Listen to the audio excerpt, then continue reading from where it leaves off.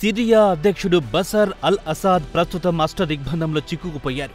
Rebels ఏ క్షణంలోనైనా రాజధాని Damascus కు చేరుకునే పరిస్థితులు కనిపిస్తున్నాయి. సిరియా రెబల్స్ విషయానికొస్తే Hayat Tahrir al Sham HDS Assad సైన్యానికి చుక్కలు చూపిస్తున్నాయి. ఇక తాజాగా వస్తున్న సమాచారం ప్రకారం అసాద్ దార్రా నగరంపై కూడా పట్టుకోల్పోయారు. రెబల్స్ హమా అలెప్పో నగరం స్వాధీనం చేసుకున్నాక డార్ను కూడా స్వాధీనం చేసుకున్నారు. కాగా సిరియా అంతర్యుద్ధం 2011లో ప్రారంభమైంది. కాగా దార్రా నుంచే అసాద్ కు వ్యతిరేకంగా తిరుగుబాటు మొదలయ్యింది. అసాద్ కు వ్యతిరేకంగా గోడలపై రాతలు రాసిన యువకులను అరెస్ట్ చేసి చిత్రహింసలకు గురి చేశారు. ఇప్పటికీ అక్కడి యువత అసాద్ అంటే తీవ్రమైన కక్ష పెంచుకున్నారు.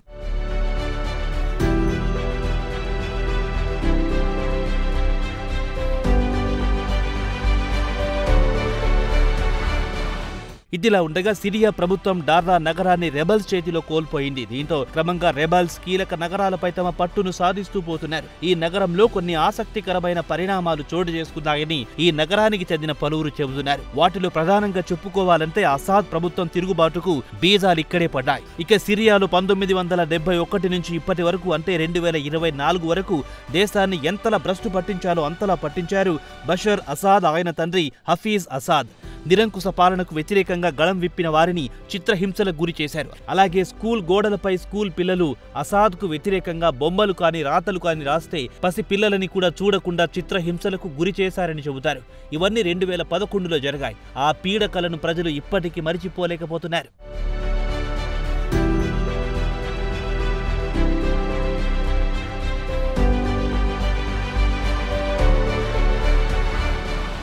ఇక అలెప్పోతో పాటు హమా నగరం ప్రభుత్వం కంట్రోల్ నుంచి రెబల్స్ స్వాధీనం చేసుకున్నారు. ఇక డార్రా విషయానికొస్తే స్థానికంగా రెబల్స్ గ్రూప్ స్వాధీనం చేసుకుంది. స్థానిక ఫ్యాక్షనిస్టులు డార్రా ప్రావిన్స్ లో 90% అదుపులో తీసుకుంది.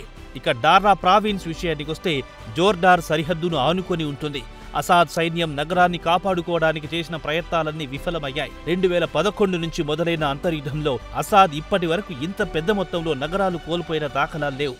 కాగా సిరియా సివిల్ వార్ మొదలైన తర్వాత సుమారు 5 లక్షల మంది అమాయక పౌరులు ప్రాణాలు కోల్పోగా మరో 5 లక్షల మంది ప్రాణాలు అరచేతిలో పెట్టుకుని ఇతర దేశాలకు పారిపోయారు. ఇక అసాద్ విషయానికొస్తే ప్రజాస్వామ్యయుతంగా నిరసన తెలుపుతున్న వారిని ఉక్కుపాదంతో అణిచివేయడంతో మొదలైన సివిల్ వార్ ఇప్పటికీ రావణ కాష్టంలా అలా తగలబడుతూనే ఉంది.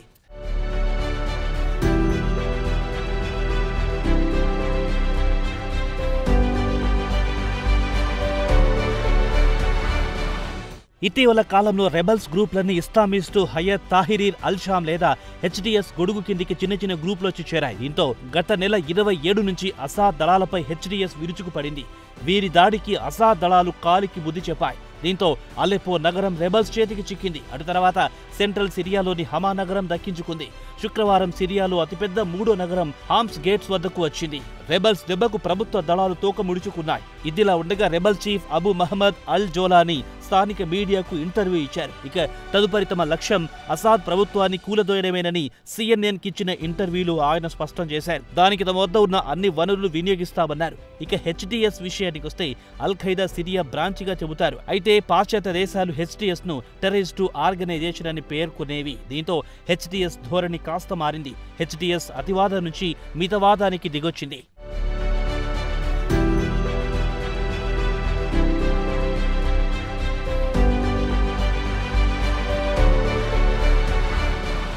ఇక హామ్స్ నగరం విషయానికొస్తే సిరియాలో అతిపెద్ద నగరంలో 3వది. ఇక్కడ అలావైటి జనాభా ట్రక్కులు, కార్లలో నగరం విడిచి సురక్షిత ప్రాంతాలకు వెళ్లిపోతున్నారు. వీరంతా బషర్ అల్ అసాద్ మద్దతుదారులు. ఇక రెబల్స్ పట్టణంలోకి దూసుకొస్తుంటే ప్రభుత్వ దళాలు వారిని బలంగా ఎదుర్కొనలేకపోతున్నాయి. దీనికి ప్రభుత్వ దళాలు చెబుతున్న కారణమేమిటంటే తాము రెబల్స్ ను ఎదుర్కొంటే సాధారణ పౌరులు అనవసరంగా ప్రాణాలు కోల్పోతారని వివరణ ఇస్తున్నాయి. ఇక హెచ్డిఎస్ మాత్రం తమ తదుపరి లక్ష్యం సిరియా రాజధాని డమస్కస్. అక్కడి నుంచి అసాద్ తన అధికారాన్ని చెలాయిస్తున్నారు. కాగా 2014 వరకు రెబల్స్ ఈ ప్రాంతంలో పాక్షికంగా పాగా వేశారు. అటు తర్వాత అసాద్ మిలిటరీ రష్యా, ఇరాన్ మద్దతుతో వీరిని తరిమి కొట్టి స్వాధీనం చేసుకుంది.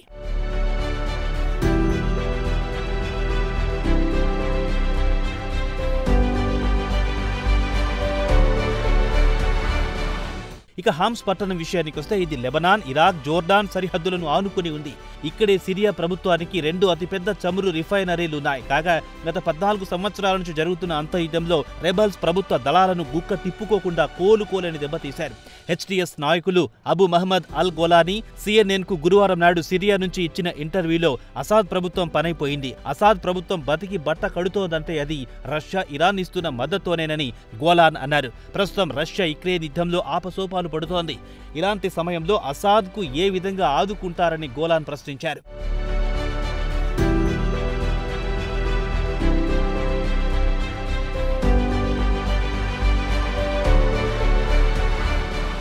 ఇదిలా ఉండగా 2011 నుంచి సిరియాలో అంతర్యుద్ధం మొదలయ్యింది.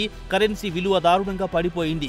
యునైటెడ్ నేషన్స్ విడుదల చేసిన నివేదిక ప్రకారం దేశ జనాభాలో 90% ప్రజలు అత్యధికంగా పేదరికంలో మగ్గుతున్నారు. పాశ్చాత్య దేశాల ఆంక్షలు ఒకవైపు, మరోవైపు అవినీతి విపరీతంగా పెరిగిపోవడం, మరోవైపు లెబనాన్ ఆర్థిక సంక్షోభం కూడా సిరియా ఆర్థిక వ్యవస్థపై దారుణంగా పడిపోయింది. ఇక రాజధాని డమస్కస్లోని ప్రజలు వెంటనే స్టోర్లకు వెళ్లి ఇంటికి కావలసిన ఆహార పదార్థాలను కొనుగోలు చేసి పెట్టుకుంటున్నారు.